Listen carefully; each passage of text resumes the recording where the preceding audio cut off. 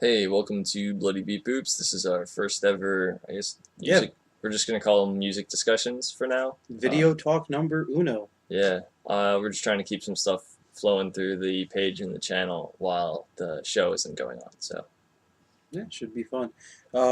Today we are talking Knuckle Puck, but before we get into that, we want to plug our season 3 coming up spring semester for you. I don't even know when that starts because I don't college. it starts July, No, not not July, January. January 22nd is 22nd. when my semester starts. So probably like that first, second week of February will Um, be our first show. should be something like that. While he's looking that up, we'll talk Yeah. about our future projects. We are going to be discussing concerts that we go to, new albums that came out. We're going to do a 2014 year in review video as well. You know, Are we? Yeah. Okay. I just decided that right now. All right. Um, Yeah. By the way, as far as shows go, probably gonna aim for February 8th or the 15th Yeah, if first, second week of February. Said that things don't work out. Yeah, it's just an exact date. Thanks, man. Thanks for that. But today we are talking Knuckle Puck. Those guys. For those that don't know about Knuckle Puck, seems to be a lot of people, you know, us with our indie cred, we bring you the good bands that you haven't heard of. Exactly. They Chicago-based pop punk band. Yeah, pop punk. They that really only have two full half releases. Two Yeah. EPs called one called "The Weight That You Buried." Oh shit. Oh damn! And the other one that came out this year, Hold probably. on. I gotta Yeah, he's gonna show off the splatter there. see, we're vinyl nerds, so we're all about cool vinyl. Cool vinyl, and then same Indian head that's behind me. That's pretty sweet.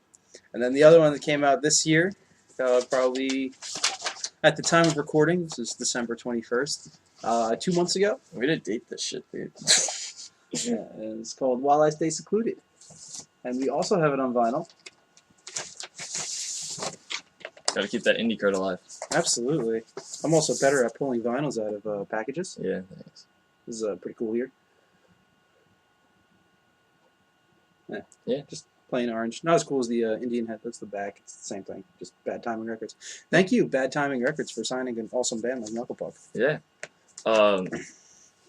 Anyway, though, so I guess we're just gonna start off by talking about the show that we went to. I guess it was about a week and a half ago. Well, even 2 before weeks ago? that, over the summer, Oh, we went yeah. to go see Seosin. Back in May or June, I think it was. Yeah, We went and saw. it was May, because It was May, yeah. second week of May.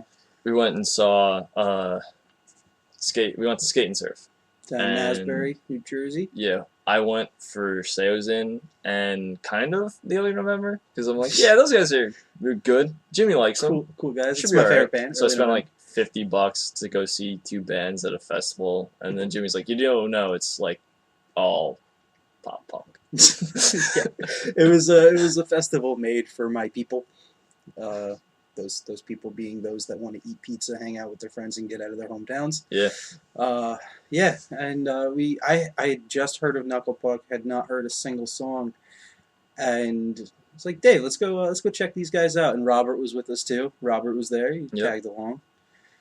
He enjoyed them as well. But they opened up with Gold Rush, their song Gold Rush, which was off of a split they did with Neck Deep in 2013.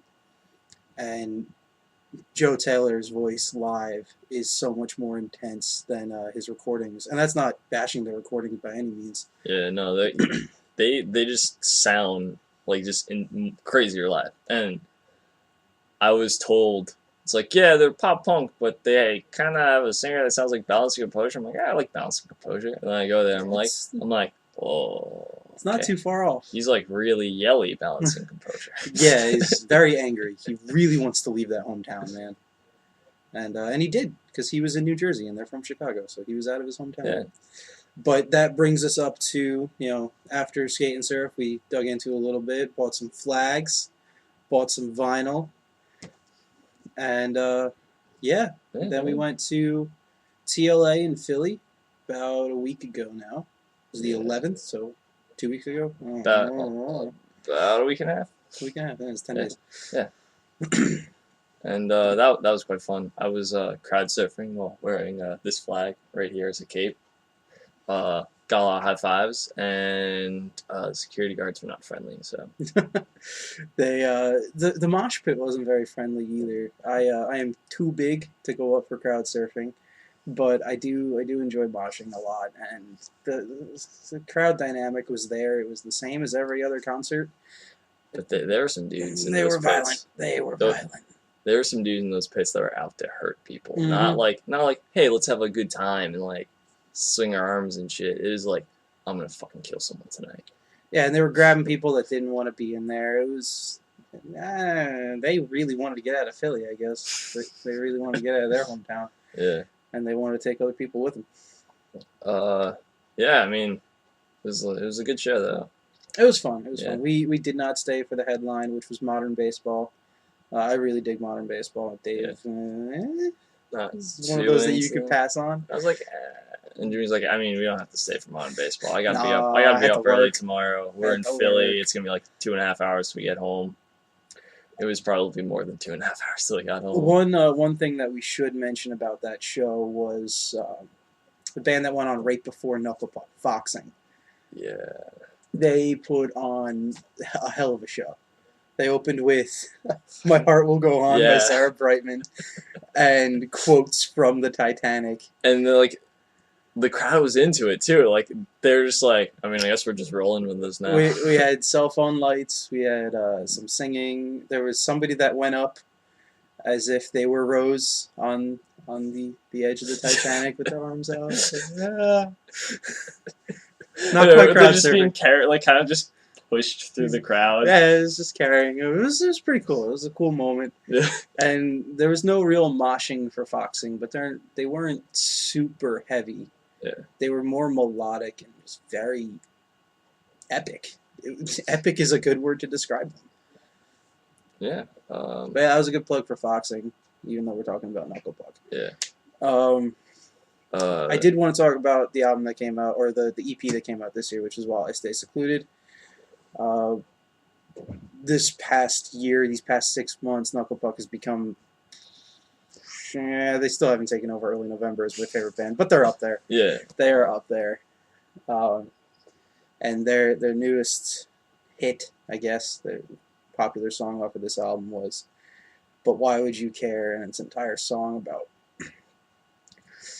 almost unconditional love in the lyrical sense that the person who is singing, Joe Taylor, I don't know if he's writing it from his perspective or somebody else's, he is going through the waves of somebody doing things for him that he doesn't deserve, and still continually pushing that person away, which is it's the more depressing side of pop punk, but it's the growing pains of being a teenager. You know, Dave and I aren't teens anymore, but we still have similar growing pains. We go through similar sad moments of, people are here to help us, but we don't know how to accept it sometimes. I mean, we're in that weird kind of middle ground where it's like, hey, you guys are adults, sort of, kind of still figuring it out. Look at us adulting all over the place. Yeah, I mean, not quite there yet. I'll get there. But yeah, there's some times where somebody will offer you money for gas, and you want to be independent from that. Well, I always take gas. I guess it's more for me. I guess that's more a me thing. Yeah, it's like somebody offers me money for gas. I'm like, no, I don't need it, and then I feel bad taking it. That's on the lighter side of it. The better side of it would be something tragic happens, and you start pushing people away in your life. That, like, they're the ones that should be there, but you push them away anyway because you don't know how to deal with anything else. You just know how to deal with things alone. And yeah, I mean, I've definitely gone through that in my life, like shit like that. And absolutely, I lost contact with a lot of people because of it. Like, I guess it would have been like 6 years ago. Like, I went through just the worst the worst time of my life, and it took me a couple of years to get back in the right state of mind. And it's kind of like what's described in the song, where I had people who loved me, and I just didn't really want anything to do with them because like I didn't know how to like really talk about it. It was like I don't know. I was still young. I was still figuring shit out, and to go through like the things I went through was like insane for me, and I just didn't know how to handle it. So it's kind of like that in a way, where it's just like you just don't know what to do, and like you don't feel like you deserve this, and you just want to kind of just lock yourself up and be left alone. Yeah, my favorite line from the song, which is when things start to turn in the story that Joe's telling, is I'm an unlocked door and you're a fucking thief. And it's like this, I finally put all these emotions out there and somebody digs into them, whether it be positive or negative. Somebody can use those things to hurt you, somebody can use those things to help you. But once you finally open up to somebody, you can wind up with a lifelong friend or a lifelong enemy. And I met Dave here my junior year after my parents got divorced.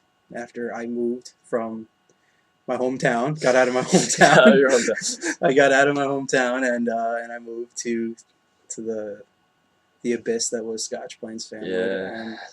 And I didn't know anybody, but at that point in my life, I was as low as I can get. And I had like almost gotten out of that rut, like barely. I was like still kind of stuck down, so we were sort of like in the same point in our lives and like going through the same shit. So and here we are 4.5 years later, and best bros for life. Best bros for life. So there's a lot that comes with the jokes with pop punk and our jokes with indie cred and all these, I guess, tropes would be the proper word. I guess, yeah. For the stories that people within the pop punk genre and the alternative genre in general that they tell. But I have connected with Knuckle Puck on that level, and that's my story with them. Yeah. So I guess we're just gonna get out of this little depressing rut that we just started, and how about giving this a rating? Well, before we do that, I said my favorite song. What's your favorite song? Oh, what was it? It was fucking shit. Was it the one I just played for you? Yeah, it was. I can't remember it again. I'm shitty. Yeah, it's alright. It's alright. Like right before we were talking about this, we were like, Jimmy was like, "What's your favorite song?" I'm like, it's I know it, I just don't know the name. And he's like, "It's this one, isn't it?" I'm like, "I don't know, maybe." He played it for me. I'm like, "Yeah, it's that one." What is it? It was the Gold Rush from Gold the Split. Rush, there we go. He split with Neck Deep. You mentioned it earlier. Which was the first song that both of us heard by them. Yeah. And I don't know, I just really like that one. That was the first song you went up with the Cape. Yeah. It's fun. It's a high energy song. It's a happier song. And all right, so while I stay secluded, let's get into a rating for it. Okay. I'll hold it up here. All right. So the three mains for being a pop punk band, you need you got a pizza. You gotta have some pizza. Best friends. Gotta get some friends. Getting out of your hometown. Gotta get out of your hometown. Well, clearly we saw them in Philly and in Jersey, so they covered getting out of their hometown. They got out of their hometown. I'm pretty sure they even they talk some shit about Chicago, probably. Oh, absolutely. Transparency, In My Room, and But Why Would You Care are all about their best friends. Okay. We're 2 out of 3. But this pizza. EP is lacking pizza. I mean, I guess the it's orange. The vinyl itself is kind of pizza colored. No, I don't think we can give them that. All right, so it's like an 8.5. So it's like, as far as getting out of your hometown goes, it's like living in Union, and when you get out of your hometown, you move to Scotch Plains.